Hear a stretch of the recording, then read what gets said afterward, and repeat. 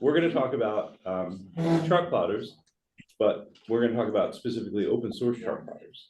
And the theme of this is that while you don't necessarily want to throw away your existing chart plotter, if it breaks, now is a good time to consider doing something different, or even these things are so inexpensive that now is a good time to sort of start playing and experimenting.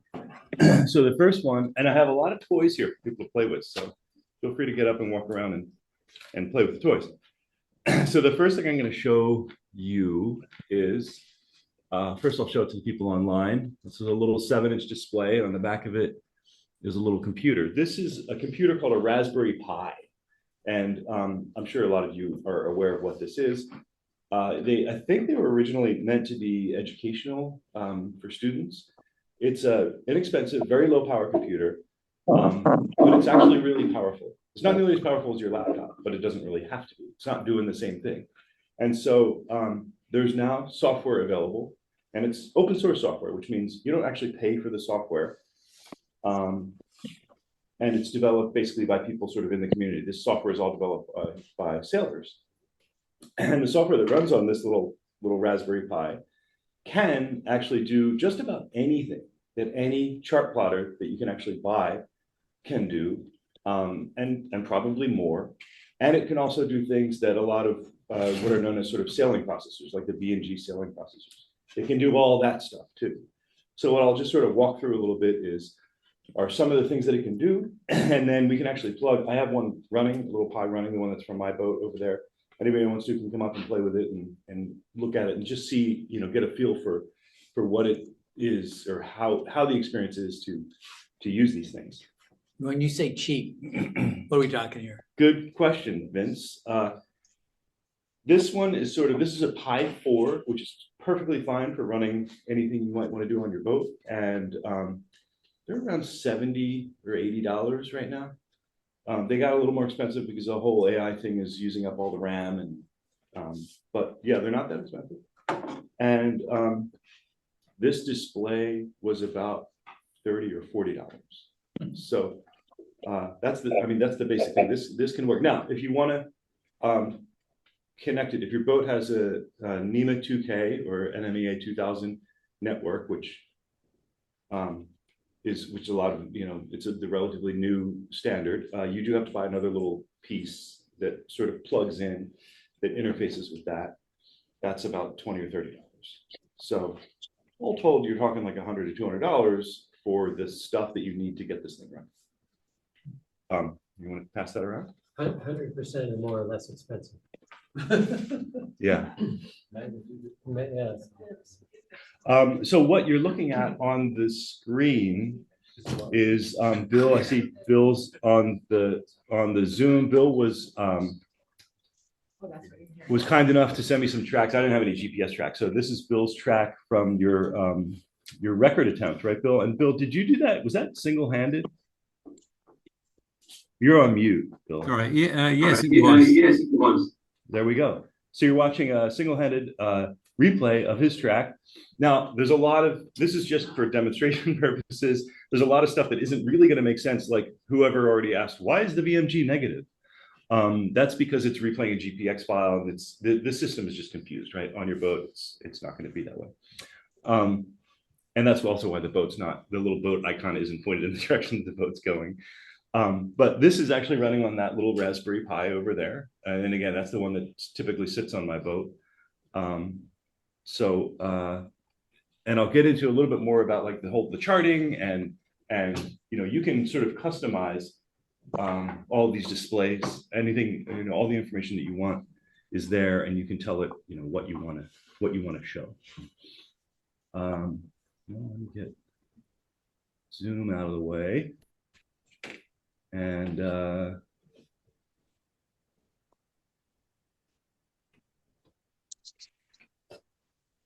right, can everybody see this picture?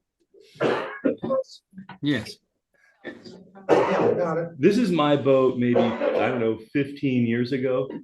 And at the time, I remember when I got that, that's a Garmin GPS Map 72. And it's at the time, that was probably 20 plus years old, right? But at the time, it was my first GPS that I had ever bought that actually had charts on it, right? And it was tiny, kind of like a 2.5-inch display, but it was amazing how much better it was than anything that I had before. And for a long time, I was a little bit of a kind of a Luddite as far as both electronics go. I didn't have any instruments for a long time, and then after I had run around a bunch of times, I got a depth sounder. So about 10 or so years ago, I had there's a company called Clipper Marine. They make these really inexpensive instruments. They're not networked or anything. They're the cheapest instruments that you can buy that'll last 10 years or so. And so I just had depth and a speed log. And then I had a big advancement when I started using an Android tablet with Navionics. Navionics is still available. It was bought by Garmin. I think it was an Italian company. Anybody know? And it was just software that ran on a tablet or a phone to do charting, and it actually worked really well. It still works really well. So that was state of the art for me. I don't know. That's probably 10 or 15 years ago. Oh, here's a picture. This is actually in the Bahamas. That's why it's hard to see on the screen, but that water's so blue. Oh yeah, and I didn't even have more than one display, right? You could do 2 in one display, so why not do it that way? Okay, and here's where we are today. So I'm just going to show you some screenshots of things that people have shared that they have done with this open source charting software. So this, what you're looking at right now is called KIP, and it's mainly driven by this one guy. He's a really brilliant guy, and he is working on ways to sort of effectively convey information about your boat. So what you see here, and again, this is something that somebody sort of set this up, and then every time they go back to their boat, it sort of looks the same, but you can kind of drag these things around. I might be able to show you that later on, and just show different things depending on what you want. I think the really interesting thing here is the wind display in the middle, where obviously it's configured for true wind, apparent wind, the wind direction, and it's got those 2 lines are the true and apparent. So you configure your tacking angle, so it kind of shows you how close to the wind you're sailing on your boat. You can configure that. The little blue arrow in the middle is actually a current arrow, so it's showing you set and drift. So in this case, the guy sailing this boat is getting a more or less a 5-knot kind of boost, right? The arrow is going it's pointing up, right? So it's going in the right direction.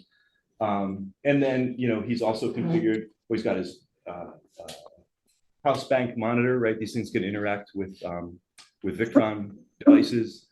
And then another thing that's kind of interesting is on the bottom right here, you see a chart, right? So you can create a chart and say, well, I just want to chart my, he's looking at, it's probably true wind speed. It doesn't say, ordinarily you would put a title on the chart so you know what you're looking at, right? But the guy who did this probably already knew. But you could chart your speed. You could chart the depth if you wanted to, wind speed, whatever you want, and you can actually set the chart for 1 minute, 10 minutes. So there's a lot of flexibility in what you can do with these things. Here's another one from some guy this is a power boater actually, and just wanted to know everything that you could possibly, all the information you could possibly have about the electrical state on this guy's boat. So his battery, voltage, solar yield, a lot of this stuff. So there are kind of off-the-shelf devices that will sort of feed into this software. And the most notable one is Victron. Does anybody have Victron chargers or charge controllers or anything? So almost any Victron device, Victron has sort of embraced this kind of open source world, right? So instead of Victron selling you a device and then trying to sell you or get you to sign up for some subscription or maybe even just sort of giving away some app there is an app, right? We all have this on our phones. If we have Victron, you can go into their app and see your solar charge and so forth. But they've embraced this open standard, right? So they actually send all of their data from your devices. You can just plug it into your little boat computer. And yes, John? So you're sending it from Victron, our controllers, to the Raspberry Pi. Yes. N2K, there's no connection on my controllers at least. Is it wireless, Bluetooth? So in most cases, the Victron, you can get an adapter, but they mostly connect through Bluetooth. And so I think they all have native Bluetooth. So when you go in through your phone app, I'm pretty sure That's Bluetooth. you're using Bluetooth, right, to connect to the Victron. And so that little Raspberry Pi that's circulating, it has a Wi-Fi, built-in Wi-Fi adapter. It has built-in Bluetooth. It actually has built-in Ethernet too, if you want to do that. Okay, good. And then the only one which you can see on that one over there is the CAN bus adapter, right? Because the Raspberry Pi was meant, again, it's meant for educational sort of hobbyists or personal use. So you do need to plug something in to get, obviously you want Wi-Fi and everything else, but to get the NWMA 2000 interface, you gotta have that little board up there. Here's another one that this is what we're showing this live courtesy of Bill. But oh yeah, the reason I wanted to put this in is this is actually an example of, there's a guy out there who's developing, that's kind of hard to see. This is a racing app, right? So he goes out and you can see here, that's the start line. So he goes out and he sort of pings the start line and then he turns on this app and it tells him, well, obviously it's got a timer too. So it tells him the time to start, the distance to start, which he has configured for meters. I don't know what that is. That's like miles, right? And then he actually has the optimum true wind angle at the start, which is really cool.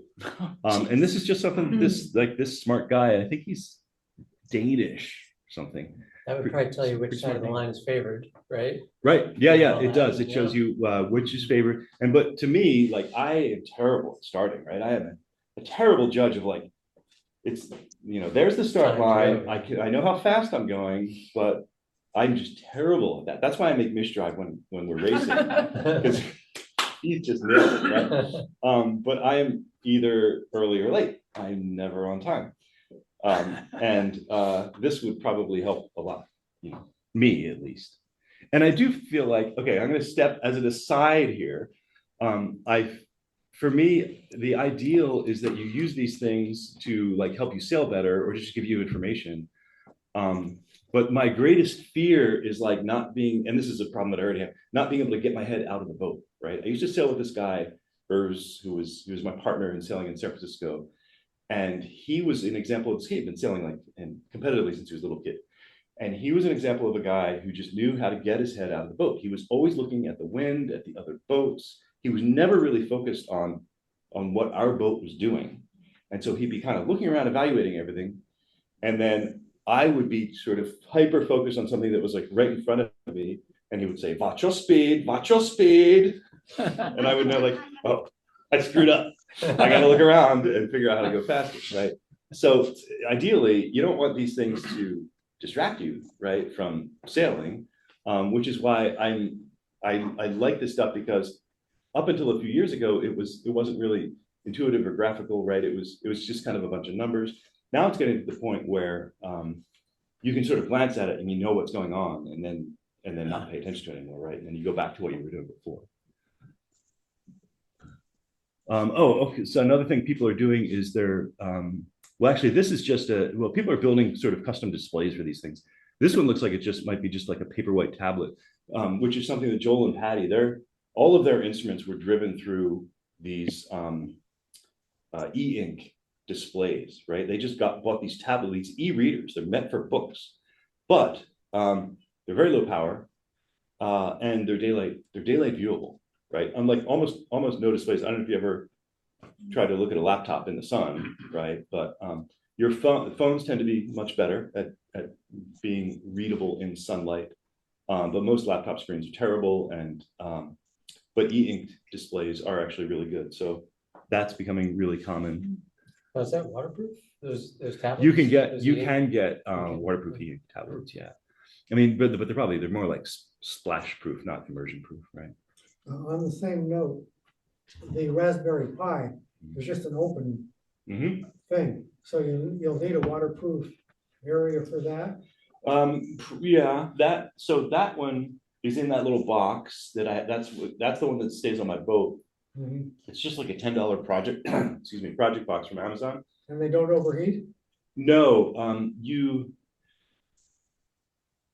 they get hot, and you can buy like fans and heat sinks and things. I've never needed one. I think if you were in the tropics, you might want to think about that more. Although one of the things you can chart is your CPU temperature, right? So you would know if it was getting too hot, but I've never felt it getting hot. I do think that people in warmer climates probably use heat sinks and fans and things, but yeah, it's never been And larger displays, Yeah, you could put whatever. So actually, when you look at that one, that's got a little 5-inch HDMI. It's HDMI, right? So anything like any kind of TV, right? So some of these, when I was browsing for pictures of people using, Signal K and OpenCPN, there are people with like actual, 20-inch displays, mainly power voters in the cabin, right? But yeah, there's no reason not to do You that. just used two acronyms, CPN and what was the other one? HDMI. Oh, we'll get to that. Okay, The other one was HDMI, which is just how you, Yeah. What you plug into your TV. Okay, so another thing that I think is interesting about these is that they can kind of, this system kind of give new life to old instruments or things. And so one of the things that I'm going to demonstrate, and apologies to people online because you can't go over and play with it, but I have my old AutoHelm ST2000 plugged into that Raspberry Pi over there. And that AutoHelm, they've been around for like 25 years, but they work great. So you can actually, I didn't even know this for a long time. I just, turn the thing on and it steers that way, right? But you can set it has these two modes, wind mode and track mode. And if it can get wind information, apparent wind information, it can actually steer to apparent wind. I knew that a lot of autopilots did that. I didn't know that mine, like these cheap little $500 AutoHelm tiller pilots, can do that. You can also send it your GPS information about your track, and it will actually steer to a waypoint. The problem is that it does this using this really old protocol called CTalk 1. And so you almost can't buy a chart plotter that still talks CTalk 1, right? So you can use these old tiller pilots or whatever old, autopilot you have, but you can't get the information into it to have it steer to wind or steer to a track. Well, that's all different now, because part of the point here is that everybody is working on all the software that we're talking about is making it all sort of open source and open. They're sort of open protocols, right? So anybody can do anything they want. So somebody came in and said, hey, I want it to talk CTalk to my old autopilot. And they just wrote this little piece of code and it works great. Now, what you're looking at here is this is not the AutoHelm one, right? But if you install the AutoHelm sort of plugin, you get this little picture that looks exactly like the display on your ST1000 or 2000. And if you have a touchscreen, you just push the +1 or the -1 buttons, or whatever. It works exactly the same way. But more importantly, you can actually set a route, or you can just set a waypoint, and then you push a button, and first of all, it tells the tiller pilot, now you need to be in track mode, right? And then it also sends the information that it needs, which is like, I think all it really needs is bearing, right? Bearing to waypoint, because that's all. It's just a compass, right? That's it. But it also needs cross-track error, right? Because if you're like way off, it's not going to say like, right. sail through that island over there to get back on course. It's going to set an alarm and beep at you and tell you you're on course, right? But So you it can does do that. that automatically. It sees an island on the. No, no. What I mean is, the reason the tiller pilot needs to know your cross-track error, which is like meters away from the line. What's Right. a cross-track error? So if I'm a boat and I'm trying to sail to the Space Needle, and whoever's my captain says sail to the Space Needle, the autopilot just knows, okay, the Space Needle's that way. I'm gonna sail that way to the Space Needle. If there's a big current, suddenly a huge current comes up in Lake Union, right? And it's pushing me all the way over to East Lake. Then the autopilot is just going to kind of keep going like, okay, well, now it's there, now it's there, now it's there, now it's there, right? But at some point from where you initially set it, you're going to be way off that. So when you set it, that's your track, right? I'm going to go straight to that. So it's sailing a compass course to the Right. initial goal. To the initial goal, right? And it'll keep that compass course. Right. But when you set it, it sort of figures out, okay, there's a line between me and the goal. If you get way off that line, then that could be bad, right? Because it could still be trying to get you to the spacing, but you're in the docks over there in Well, there's East a few Lake, things right? that are getting thrown around here term-wise that I think are getting mixed up with people. There's your track, which is your desired track, which is a GPS course from point A to point B. And your cross-track error is simply how far left or right from that desired line you are. And then there's bearing to the point, which is your current compass bearing, if you will. Compass bearing is probably wrong too, but your current direction towards said waypoint from wherever you're at. You might be a mile off course, and you're going to have, depending on how far you are, a 15-degree bearing towards the new course, towards the destination, but you're only a mile off course.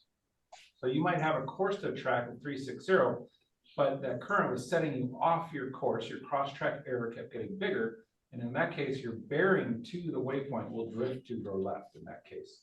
So just make sure, I think there was a little issue with getting terms mixed up as to what exactly what is. Yeah, so what Sean was saying is I 100% agree. Great description.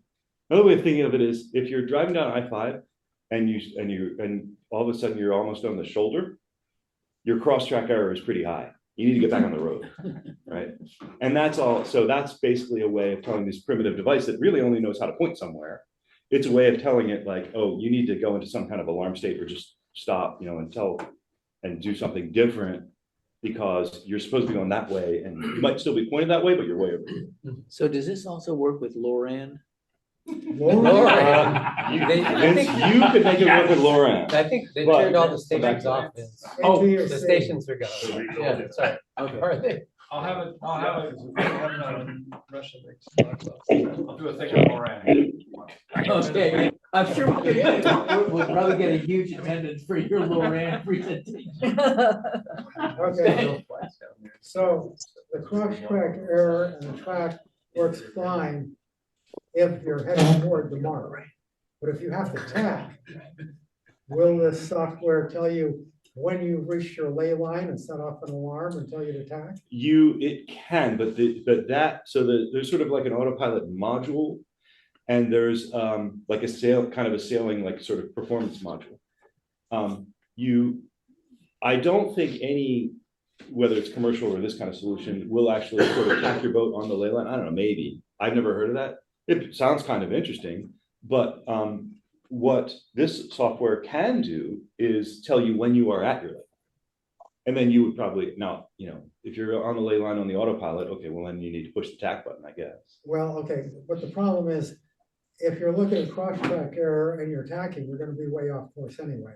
So you need to be able to- Right, yeah, Okay, yeah. got it. Yeah, you can't really set the waypoint to windward and say sail to windward, because yes, if part of the reason for cross-track error is if you're actually tacking into the wind, your cross-track error is gonna go way up, and your autopilot's gonna be like, I can't do that. Like, I can't get you to that waypoint because you're going that way. Or it's just gonna sail you head to wind, right, to maintain. Yeah. So So cross-track you error can't is, do cross-track error, you can't set a cross-track error limit when you're tacking. I don't think you can. I wouldn't use an autopilot sail up point. I mean, it's mainly for motoring. You're trying to get to the same one. I know you guys sail on the ocean for thousands of Yeah, miles. weeks at a time, got it. Yeah. But really the biggest benefit of this is bridging that old technology, which is super cheap, with a new super cheap technology to be able to sail to wind and maximize your speed at that wind. It's less around cross tracks and tracks.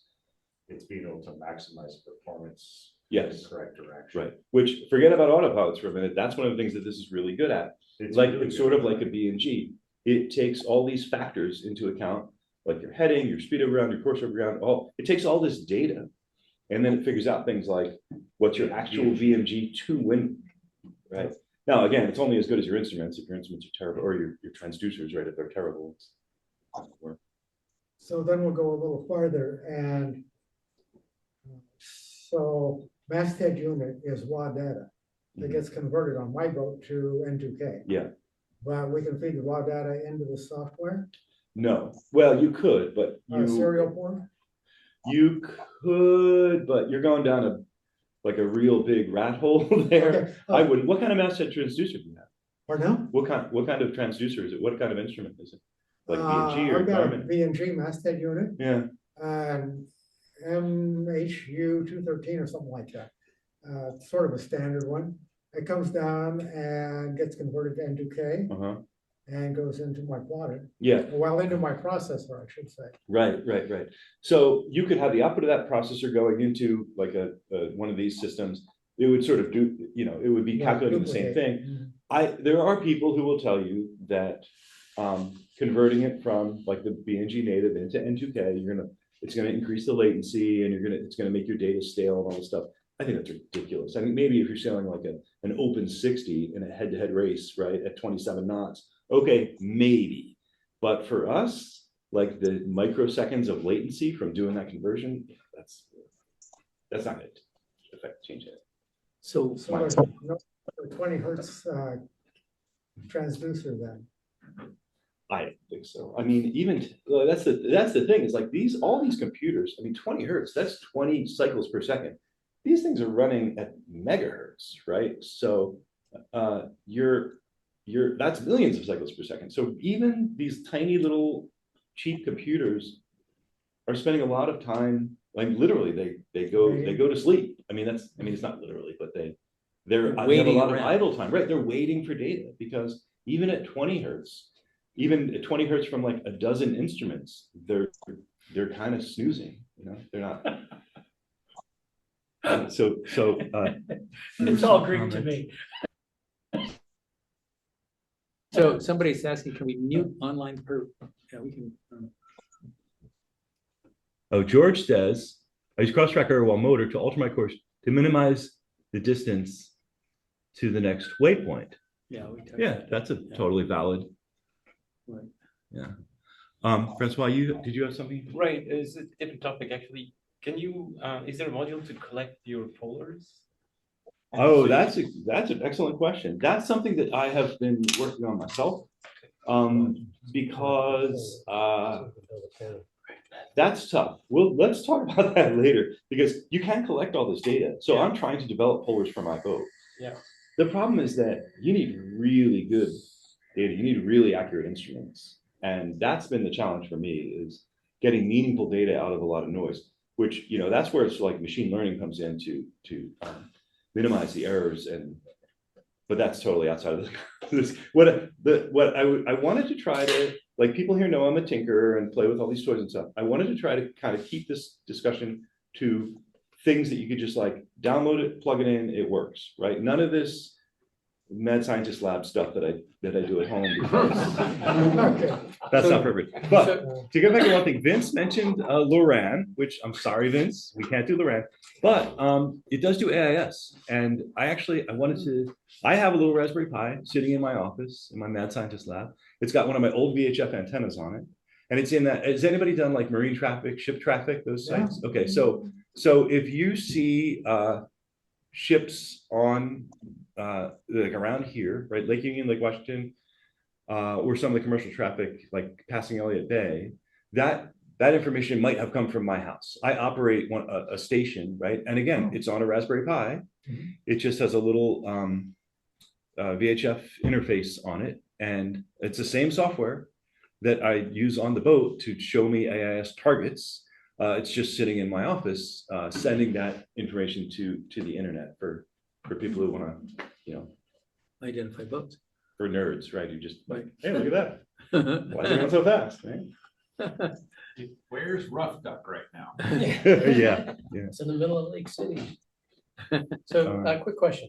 At some point, are you just going to do a quick summary? Because it sounds like you have a software component. Yes. You have a hardware component. And which pieces are software, which pieces are hardware? Yeah, let's get to that. We can come back to some of this if you want. I don't We already talked about like, this one is showing VMG, bearing, cross-track error, all that stuff pops up on the chart, just like a regular chart plotter. There's a really cool anchor watch plugin that basically just you set a radius from your current position, and if you stray outside that radius, it sends an alarm. These things are actually really good for alarms. So you can set like. And again, by plugin, you're not talking about something that plugs in. No, it's a piece of software. Yeah. Which and I'll show you this in a minute. Oh yeah, so this is a screenshot of my home AIS system. Because the antenna is in my office, it doesn't. it doesn't have that much range, right? It's up there in Green Lake, right? So, but these are all the ships that were visible, when I did this screenshot. And as obviously you can see, a lot of them aren't moving. Okay, before we get to Jeff's question, here's what it can do. We've seen instrument displays. You can basically create whatever kind of instrument display you want for any kind of data that's on your boat's network. It can do what a chart plotter does, or an MFD. It can control an autopilot. It can help you with navigation, right? Because it obviously you can plan, so you can click and say, we'll get to this and what it can't do. You can't say, like, has anybody in Navionics gone to the thing where you said, like, get me to Friday Harbor, right? You just click on Friday Harbor and say, get a route to Friday Harbor from where I am right now. Have you done that? Yeah. I love it, right? It's one of the reasons to pay the money for Navionics every year, because it gets you a route that doesn't go through any islands. It keeps and it also uses your draft, right? So it based on your draft, it'll kind of cut like point, no point or whatever, and it'll generally stick a waypoint there, which is like comfortably a little bit over your minimum draft. It knows where the rocks are and stuff. Anything that's on the chart, it does know about it. Yeah, but it cuts some, like by the blow around there, it's gonna cut. There's that red buoy. Will it go inside that? Yeah. Oh, interesting. Okay, I didn't know that. Around I go inside that, so I've seen boats, sailboats go through. If it's high tide, it's fine. yeah. Anyway, so one of the things Navionics does is you can say, get me there. It gives you a bunch of waypoints that a route is nothing more than a list of waypoints between you and where you want to go. Yeah. You can actually export that from Navionics into this system. But one of the limitations is that you can't just do that. If you're going to get to Friday Harbor, you have to say, like, okay, starting here, I'm going to put a waypoint, up by whatever, Edmonds. I'm going to put another one over by, Whidbey, and then you can tell it, okay, follow this series of waypoints. So I'm just trying to figure out how smart this is, because it has current data. And so we had a presenter, the people who won the Washington 360, they're using software that has highly detailed current information that actually even includes back eddies, river currents, things that are like another layer to just, take me from here to here. So in other words, is this thing smart enough to say, hey, I've got a positive 2 knot current over here on the beach. I'm going to go into the beach. I still got plenty of water. And then I'm going to go to my waypoint. I don't think so. Okay. That I don't know what that software was that they were using, but as far as I know, it has not been integrated with this open source system. Yeah. When this system calculates current, what it's doing is doing the vector math on you're trying to go this way, but you're really going that way. Yeah, it doesn't care how fast you're going. It just gets you to where you were supposed to. Well, be. no, it'll actually calculate like set and drift, right? Yeah. Based on you're pointed that way, but you're going that way. Yeah. Right. But there are some limitations. Yeah, sure. Like, for example, it's more or less impossible to differentiate between the leeway that your boat makes and a current in the same direction. Right? Like there's no reference point. So then if this is open source stuff, theoretically someone could absolutely integrate that. Sure. Right? Yeah. Okay. Yeah. If the information was publicly available. Yeah. Okay, so it can do set drift leeway. Oh, it's got a MOB. My battery's dying. But fortunately, I brought a charger. You can sort of, just like any other device, you can kind of just poke the screen and fortunately. We can just bring you over. I mean, there's a plug-in right there. You can poke the screen and generally there's a MOB, icon. You push that icon and it then marks, basically just sets a waypoint like any other device. It just sets a waypoint and then immediately goes into tries to navigate to that waypoint. It's getting wavy. There appears to be a problem with your display. Oh, I'm getting sick. Yeah. Boat way. Okay, Yeah. cover- Good power battery. it'll cover all this stuff. Really want to turn the camera towards you too? All right, now we're gonna kind of answer Jeff's question. It's, Can people still hear on the, folks on the machine there? Bill, can you hear? Yes, I can hear. Yeah, I can hear. Okay. all right, so the easiest way to get started with this thing, you need, well, you basically need three things. You need the computer that we talked about, the Raspberry Pi. You need some way of connecting it to your boat's network. That we talked about, that little module you plug in. That's another little piece of hardware. And then the simplest thing is you download one thing. It's called Open Plotter, and it's software that has all this stuff already installed. And so you download it, you load it on your Pi. I want to get seasick. And So then how hard is that piece? Like you go to your open source on your PC, and how do you get it, like physically get it on the Raspberry Pi? Are you connected to it via, like you connect the Raspberry Pi to your house Wi-Fi and say drag and drop? You could. The simplest thing to do, the Raspberry Pi, you know, little micro SD cards that you put on your phone for your photos and stuff. That's what the entire operating system runs on. Okay. So you can actually buy a micro SD card with this stuff pre-installed. There's a couple places online you can buy them, and you then, like, this thing comes in the mail, you pop it into the Raspberry Pi, you turn it on, it's there, it's running. Okay. So you got like an app on your PC that you download this thing off the internet. Right, ordinarily, you don't want to do that. Load yeah. this to my Raspberry Pi app, and it's stuck in the No, what you do is you download it, then there's an app that writes that, you know, that system onto the little SD card in your PC. Then you pop the SD card out of your PC. It's kind of like if you're stick it in transferring. your Raspberry Pi and you're good to go. Yeah. Okay. Remember how, like, if anybody had an old digital camera where they did before they had Wi-Fi, right? Sure. You pulled the card out, you put it in your PC, you copied the photos over, maybe you erased them or whatever. It's like the opposite. You put the little card in your PC, you put the software in your card, you pop it in the Pi, and when the Pi boots, it's like, oh, there's all this cool stuff on here. It's just gonna start running. Cool. And then as soon as the Pi boots, no, you can either pre-configure it, like some of the software, you tell it what Wi-Fi to go on when it boots. Okay. Or you can just let it boot, and then that's where you would need, like, if you would need a display and a keyboard, right? Yeah. And you would just configure the Wi-Fi. Other things that are kind of nice to have are some source of GPS, you know, connected into this. I was showing Jeff we're talking about, you know, GLONASS, and I've been dabbling in these GPS units that are extremely, like, this millimeter precision, right? And tenths of a degree of heading. They're kind of awesome because there are like 6 different GPS systems now, right? We have one, the Russians have one, the Europeans have one, India has one, China has one, and I think there's one more that I'm forgetting. Russian? So I covered Russia. So VEC, there's- the European Community.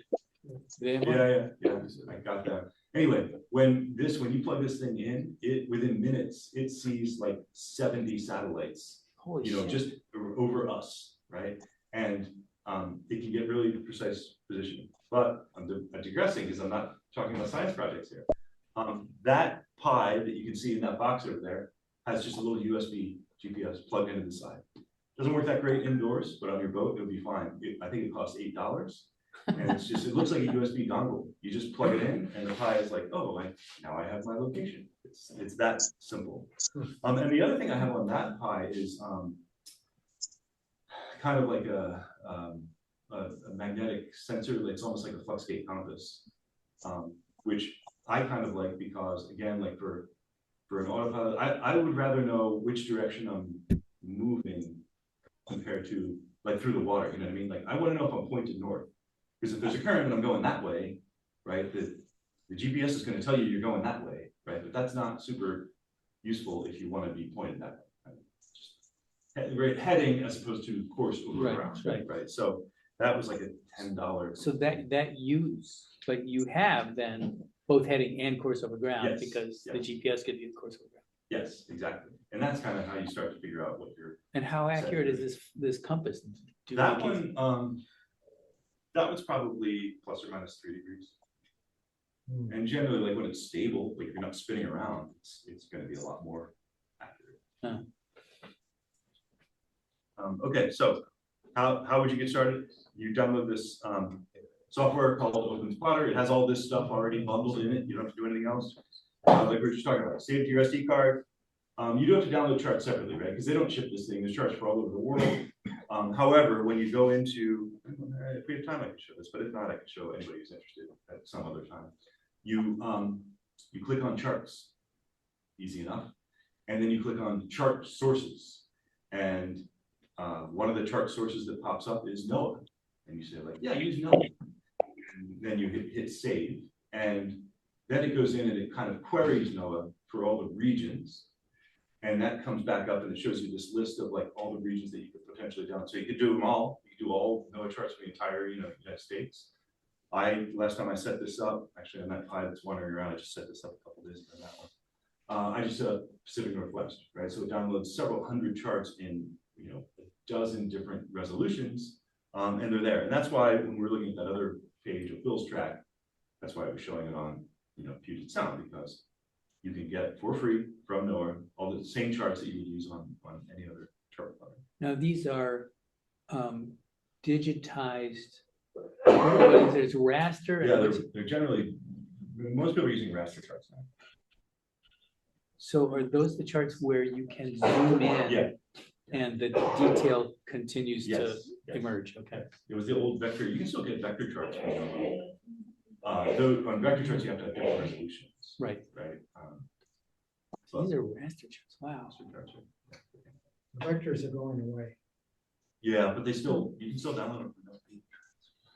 Okay, so there are some limitations with this whole thing. Obviously, there's a certain amount that you have to plug stuff in and do, there's a DIY. You can't really buy this thing. Screen brightness is something that has been an issue, right? Because these most of the devices that you want to use on a boat outside, they're not really meant to be used outside. There have been a very few tablets, off-the-shelf tablets, are waterproof and also daylight viewable.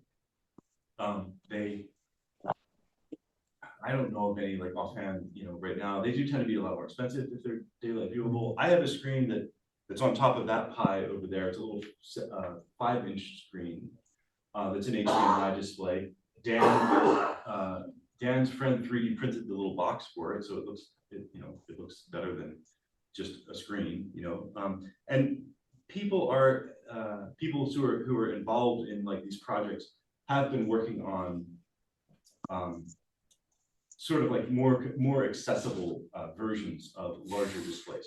But the bottom line is, if you have any size display, up to like, I don't know, a 10 or 12-inch tablet that you can see outside, because you access this stuff through a browser, right? So anything will work. You can do it on your phone, you can do it from your laptop, you can get to it from a tablet. So the one thing you're giving up though is your MFD has got the little probably has a little joystick on it. It's got some dedicated buttons. That's actually pretty nice. And this stuff is all touch, right? So you flip through it or whatever, but if it's wet, right, it gets all wet in the rain. Now there are some newer touchscreens that actually work pretty well in the rain, but not perfectly. So yeah, you do have to give up the little sort of joystick control or whatever dedicated buttons are on your chart. And the screen brightness could be, you could deal with that by just having the Paperwhite tablets. I mean, generally, I think what a lot of people do is they'll use either like daylight viewable display, because that one I have, it's a 5-inch display and it costs $70.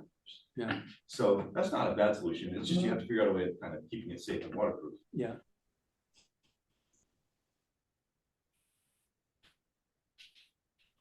You could do so have them for like the big display that has other stuff on it, and then one maybe like a Paperwhite display out in the cockpit that just shows. Now again, you can sort of flick through these things when you set these dashboards up. You just flick through them with your finger or whatever, and it changes the information you see. Backing up just a little bit to chart sources. Yeah. Will this read MB tiles? Yes. The thing is, I had to create my own MB tiles, and that was a huge pain. The chart But- blocker has a huge. Oh, okay, so, yeah, you could theoretically sort of export your MB tiles.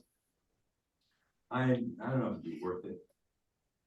I work for AWS and I have essentially infinite compute resources, and I set this thing up on a work computer. And it takes for hours to try to convert these things to MB tiles. No, to make your own maybe, but if. Oh, there's a- you have already, yeah, but you have to figure out a way of getting them out of the truck. Get them to the chart. Off of your chart plotter, or whatever source you have, and then into. Oh, no, there's a source on, Bruce Balin has, these created charts, MB tiles for huge areas of the Oh, world. okay, so I didn't know that, I wouldn't have done it myself if Yeah, I. that's fine, I'll forward you the link. But if this thing were the MB tiles, there would be places where that would be very helpful. Yeah, you can do that. All right, so now finally, Jeff, I guess probably should have put this first. So OpenCPN is an app that runs on the Raspberry Pi. You can think of it as like the chart plotter app, right? It's actually stands for Open Chart Plotter Network. Open Plotter is a slightly different thing. It's an image, so it includes the entire operating system. So it's a bundled image. So that's the thing that you copy onto your SD card, you put it in the Pi, you turn on the Pi, and it's got all this stuff because they already installed all that stuff for you. It's like when you buy a phone and it has all the bloatware from the phone company on it, right? Like, well, some of that stuff you actually want. Well, this is like buying the thing, loading it, and has all the good stuff. Signal K is another app. These first three things, you don't really need to kind of know about these things if you don't want to. Like if you install Open Plotter, you're getting this stuff. You don't have to really look at it. You know what I mean? But just if you're interested in knowing Signal K is an app that runs in the Pi, and this is the application that takes all the proprietary NWMA 2000 and 0183 data, if you choose, and essentially converts it into a format that it looks the same, right? Except it's not proprietary. So anybody who wants to can build a gadget. And again, this is what I spend a lot of my spare time doing, is building some gadget that either consumes this data or provides data to the Signal K system. And if I wanted to make an actual NWMA 2000 device, I would have to buy a license from the National Marine Electronics Association, and that license might cost tens of thousands of dollars, and I would have to pay these maintenance fees and all this other stuff. I don't do any of that stuff, right? I just want to, see my information and do something, so I can do that with Signal K because it's converted it all to this. Everybody here probably knows 0183 is the old Marine standard, which was great, except it was point to point, right? You plug one thing into one other thing. There's no network there. NWMA 2000 is the network. Oh, and then there's this concept called a hat. And if you go look at that Raspberry Pi, it's got the hat is the little board that you plug into the top. That in my case, or in the case of that one, is actually doing the interface, the NWMA 2000 interface.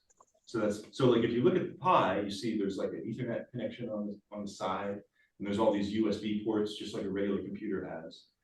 What there is not is that M12 5-pin connector that NWMA 2000 uses, because you have to add an interface card to that.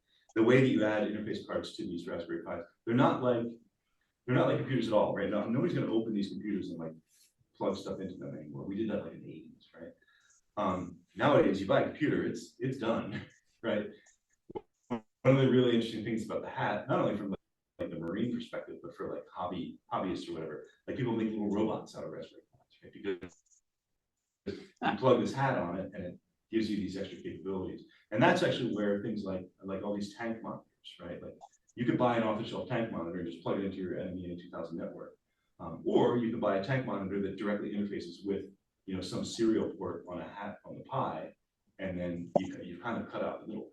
And it's just a question of like, well, and certainly everybody, no offense, Eric, you could do this. No. I always talk about you're not a tech guy, and I always say like, that's a standard. Again, no offense, you're a smart guy, but you were always saying like, oh, I don't do technology. I'm coming over to your house. You could absolutely do this. Yeah, I would help you too if you wanted to. You could absolutely do. Okay, so I'm perfectly clear. So the hat is great.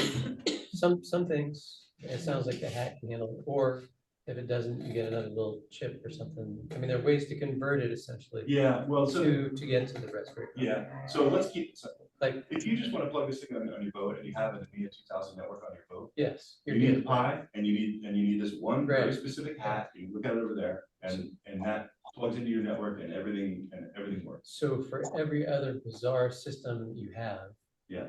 you need something that will convert it either through Bluetooth or something. Yes. In other words, So the tank. think of it Yeah. as my motherboard and the hat is a daughter board. So you can continue to add daughter boards Yeah. on top of that with as many connectors as you want Yeah. into it Yeah, to communicate back to the motherboard. yeah, to translate it down. All right. And then anything that's on that network can be viewed through any one of those daughter boards. So if it's going into NWMA 2000, you only need the one connection into that goes into your backbone. Yeah, for everything that's plugged into the backbone. Yeah. How is this thing powered? So you can see it right there. That's 240 volts AC. Right. Yeah. Yeah, that kind of reverse. No, it's 12 volts. Well, so the Pi is actually 5 volts. So if you're looking at that box, It's got a bit. well, it's this big. In fact, some of this stuff, there's literally it's big as your Basically thumbnail. 12 volts, okay. Right, it's a buck converter, it just takes 12 volts in and It's got puts wire. 5 volts out. How much juice do these things take, the computer itself, relative to, your little Garmin chart plotter? It's comparable. I think my Pi was running at 500 milliamps when I was doing a lot of stuff on it. So half an amp. Yeah, half an amp. So, you do the Yeah, math. then you that's- add your screen. Right, but you want to, Yeah. and the screen is actually gonna be, screen to screens, right? Yeah, Like, yeah. the same size, same brightness, it's gonna be the exact Exact same same. power. Yeah. In fact, the processors are a fraction of the power. Right. It's the screen is what really. Like Joel and Patty's e-ink displays take zero power until they refresh. Yeah, e-ink displays are really low They're power, super super low low power. Yeah. The screen, like a regular screen, like a laptop screen, that's. Yeah. I wonder if there's a water operable e-ink screen, probably not. But interesting. You mean waterproof? Yeah, or what water operable, so it's a touch screen. Oh, yeah. Yeah. Yeah. I don't know I was that. looking at it. That's where It's they're looking at looking. it too. The viewers at home are beginning to wonder. Yeah, Everybody else, that recording is showing what's up there. all right, well, I think we're gonna wrap up our recording, Okay. and thank you very much, Bill. We'll do a little show and tell over on the table.